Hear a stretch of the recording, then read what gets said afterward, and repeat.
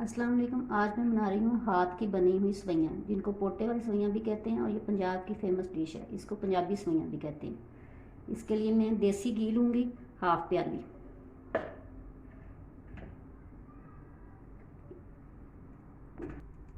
घी पिघल गया।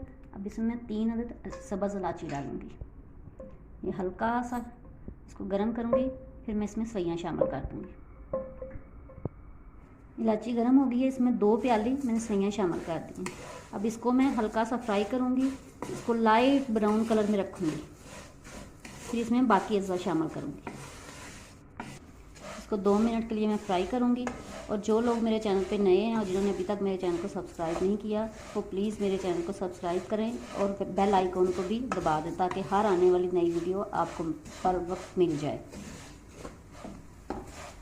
3 से 4 मिनट लगे मुझे इसको फ्राई करने में। इसका कलर चेंज हो गया। अब इसमें मैं 2 प्याली मैंने सवैयाँ ली हैं। अब 1 प्याली इसमें मैं चीनी शामिल करूँगी। आप अपनी मर्ज़ी से कम या ज़्यादा इसको कर सकते हैं।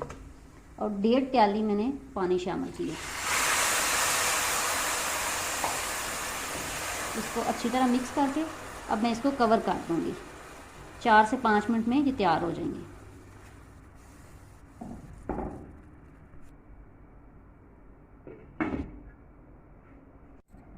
अब इसको मैं ढक्कन उतारूँगी, हल्का से इसको हिलाऊंगी।